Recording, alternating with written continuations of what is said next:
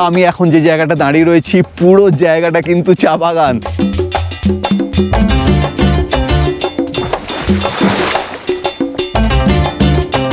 Half বেলা এখানেই আপনি বসে কিন্তু কাটিয়ে দিতে পারেন।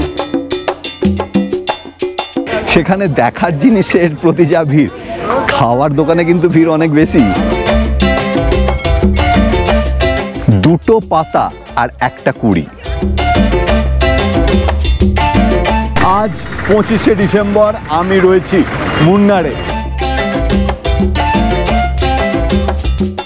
আজকের দিনে স্বামী বিবেকানন্দ প্রথম গৃহত্যাগ করে সন্ন্যাস নেন।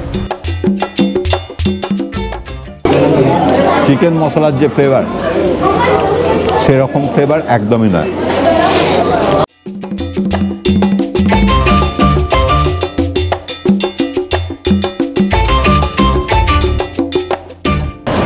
কত কিতনা করকে ভাইয়া? 70 টাকা করে।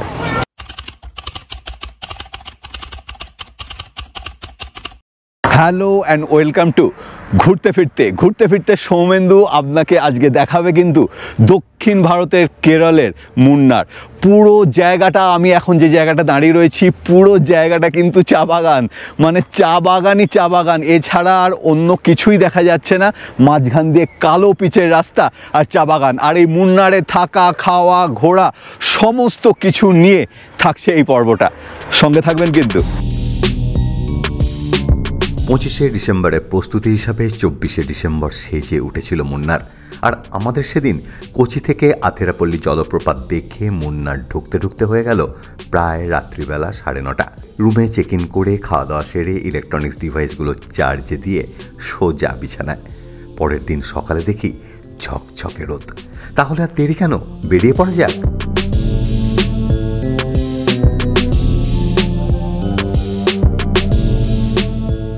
মুন্নারের শ্রেষ্ঠ আকর্ষণ রাস্তার দুধারের চা বাগান। ঢুকে পড়লাম তাদেরই একটাতে।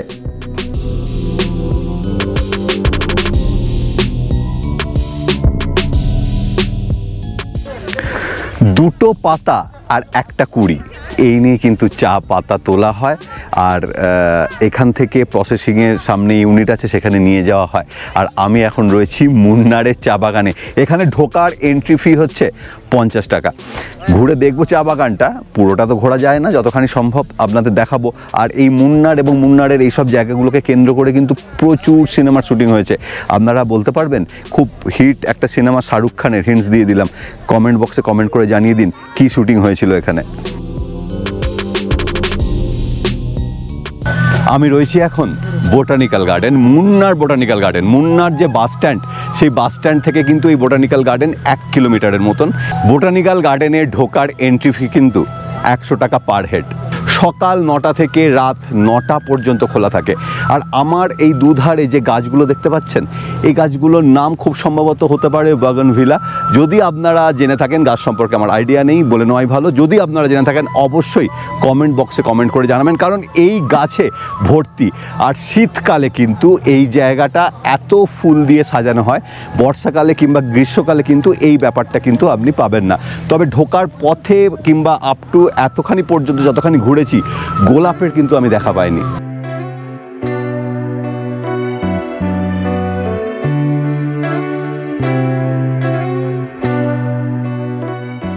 বোটানিক্যাল গার্ডেনে সিঁড়ি দিয়ে কিছুটা নেমে এসেই এই নদীটার দেখা পাবেন, পাহাড়ি খরস্রোতা নদী, নাম জানি না। হাফ বেলা এখানেই আপনি বসে কিন্তু কাটিয়ে দিতে পারেন, কথা দিলাম ভালো লাগবে বাধ্য।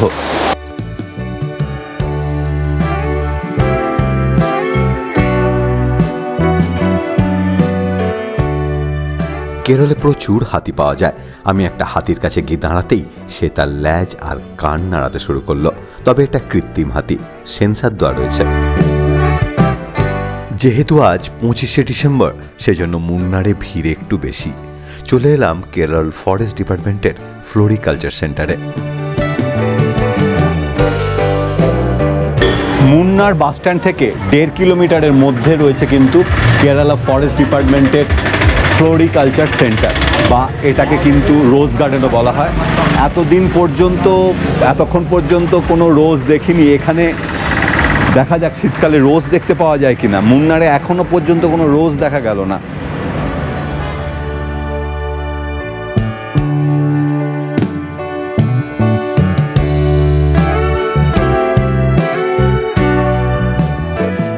রোজ আছে, তবে ঢালগুলোতে রয়েছে। এই যে আমার সামনে একটা ঢাল দেখতে পাচ্ছেন, এখানে অনেকগুলো গোলাপ ফুটে রয়েছে, বিভিন্ন রকমের গোলাপ রয়েছে, সাদা গোলাপ রয়েছে, লাল গোলাপ রয়েছে, গোলাপি গোলাপ রয়েছে।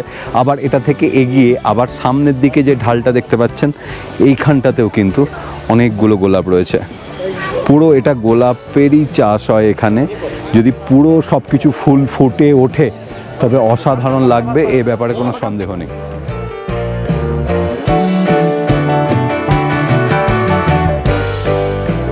একটা জিনিস খুব দেখতে ভালো লাগে, সেটা হচ্ছে যে কোনো ট্যুরিস্ট সেন্টারে সেখানে দেখার জিনিসের প্রতি যা ভিড়, খাওয়ার দোকানে কিন্তু ভিড় অনেক বেশি।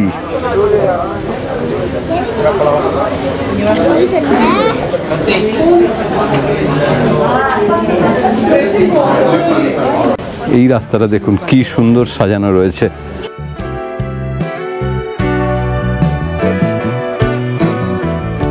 গাছ সম্পর্কে যাদের আইডিয়া আছে তারা অবশ্যই কমেন্ট বক্সে কমেন্ট করে জানাবেন আমি এখানে কি কি গাছ দেখলাম।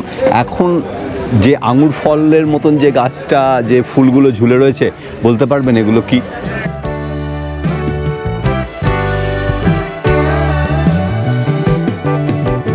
যারা গাছ পছন্দ করেন তাদের কাছে কিন্তু এই জায়গাটা স্বর্গরাজ্য, এটা আমি বলতে পারি।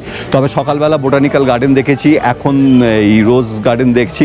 এই দুটোর মধ্যে পার্থক্য বেসিক্যালি কিন্তু ওইটা অনেক ছড়ানো ছেটানো জায়গার মধ্যে, আর এই জায়গাটা একদম মানে একটা কম্প্যাক্ট জায়গার মধ্যে অনেক কিছু। সঙ্গে থাকুন।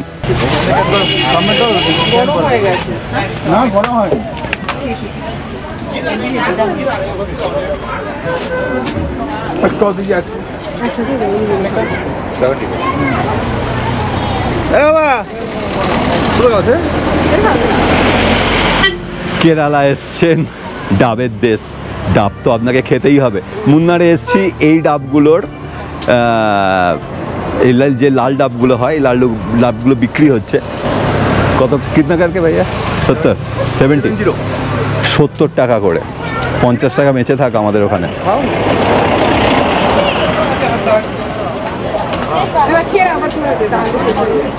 ভালো খেতে, যথেষ্ট টেস্টফুল।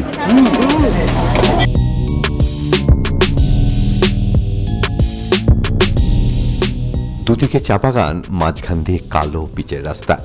গাড়ি আমাদের ছুটল মাট্টুপেট্টি ড্যামের দিকে। আমি এখন রয়েছি মুন্নারে, আর মালায়ালাম গান চলছে, অসম্ভব সুন্দর গানটা চলছে। মুন্নারে থেকে যে কটা জায়গা একদিনে ঘুরে ফেলা যায় তাদের মধ্যে অন্যতম হচ্ছে এই মাট্টুপেট্টি ড্যাম। এখানে আপনি অনেক কিছু অ্যাক্টিভিটিস করতে পারবেন। তবে মুন্নার বাসস্ট্যান্ড থেকে এই জায়গার দূরত্ব 11 কিলোমিটারের মতন।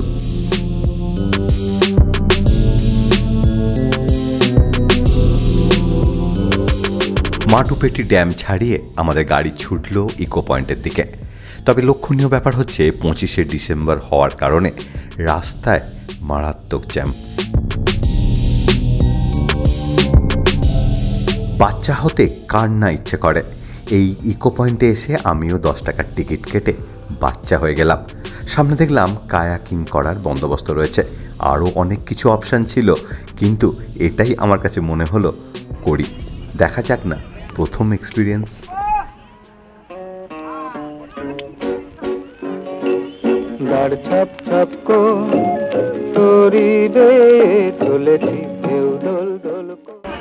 জীবনের প্রথম কায়াকিং, কোনোদিন করিনি। 80 কেজির ওপর লোক পড়িয়ে বাপরে।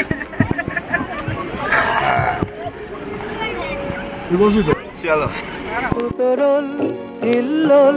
কি বাতাস মনে আজ দিল দোল, জানি না।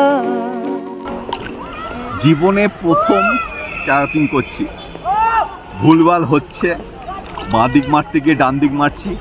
এখন আমরা এই জিনিসটা পেছন দিকে করছি, এর মানে হচ্ছে আমি এখন সামনের দিকে যাচ্ছি, আর যখন সামনের দিকে করবেন তখন কিন্তু আপনারা পেছন দিকে যাবেন।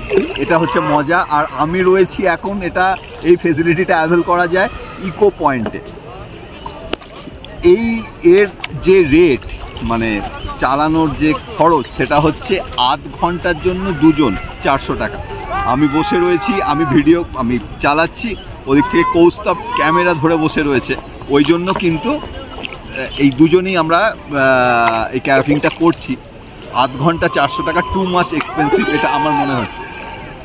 ইচ্ছে ছিল মুন্নার সাইট সিনটা কমপ্লিট করে মুন্নার মার্কেটের আশপাশটা একটু ঘুরে দেখব, কিন্তু একই আমি এখন রয়েছি মুন্নারে একটুখানি চা বাগান, এদিক সেদিক, ইকো পয়েন্ট, এগুলো যাওয়ার কথা ছিল আমার, গেছিও, ভিডিও করে এনেছি, কিন্তু ফেরার পথে ম্যাসিভ জ্যাম। আজকে হচ্ছে 25শে ডিসেম্বর, 25 ডিসেম্বর, তার জন্য পুরো মুন্নার সেজে উঠেছে বিভিন্নভাবে। সেই 25 ডিসেম্বর সেলিব্রেশন করার জন্য সব পাবলিক রাস্তায় নেমে পড়েছে, তার সাথে যোগ হয়েছে ট্রাফিকের ভিড়। স্বাভাবিকভাবেই রাস্তায় গাড়ির জ্যাম, আর সেই গাড়ির জ্যামেই ফেসে গেছি আমরা।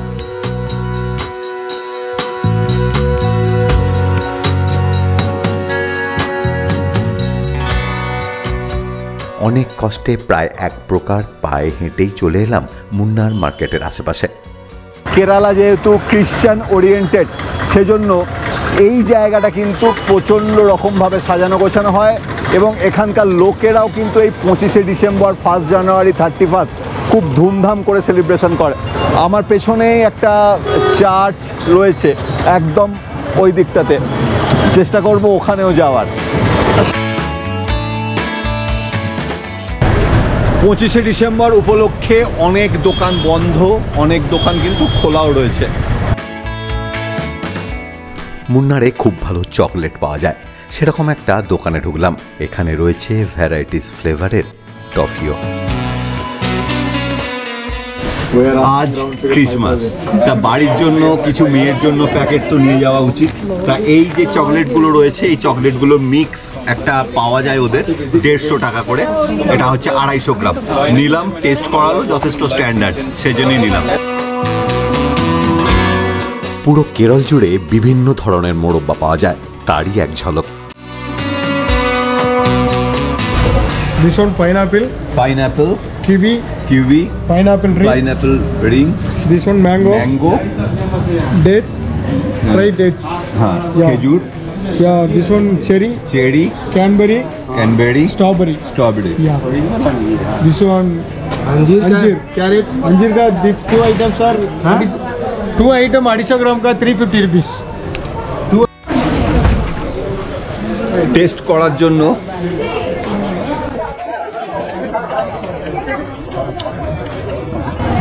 আনারসের মোরব্বা, পাতিকতা, ফিলটা আসছে, সেরকম আসছে না। আমি এখন রয়েছি মুন্নারের হোটেল আল বুহারিতে। তা এই হোটেলটা আমি খোঁজ নিয়ে দেখলাম, এখানকার মধ্যে যথেষ্ট স্ট্যান্ডার্ড হোটেল। এখানে ননভেজ আইটেম পাওয়া যায়, মানে চিকেন, মাটন ইত্যাদি সমস্ত কিছু এই জিনিসগুলো রয়েছে। যাই হোক, এখানে আমি জিজ্ঞাসা করলাম যে কি খাবো, ওনারা বললেন পরোটা খান আর চিকেন মশলা, সেটাই আমি অর্ডার দিলাম, এখন সেটাই আসবে।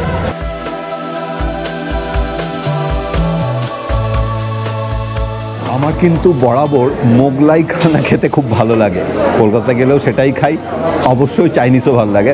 যাই হোক, তা এখন এই যে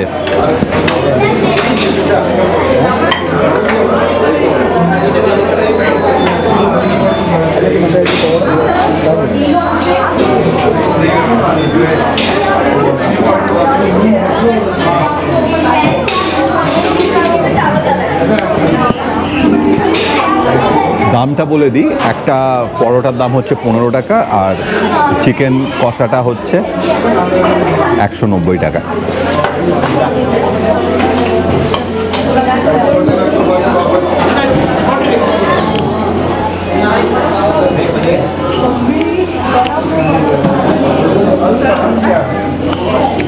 আমাদের ওখানে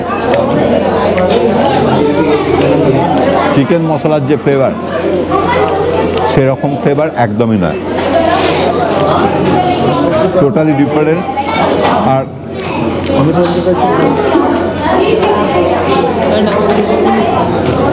মানে একটা কেরালা গন্ধ পাচ্ছি কিন্তু চিকেনের মধ্যে, আমি এটা বলতে চাইছি।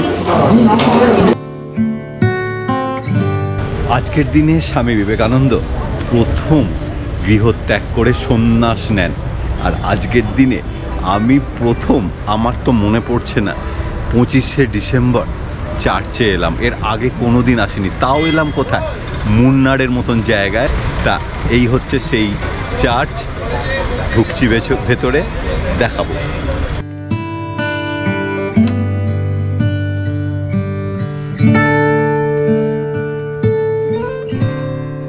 আজকের মুন্নার এইটুকুই।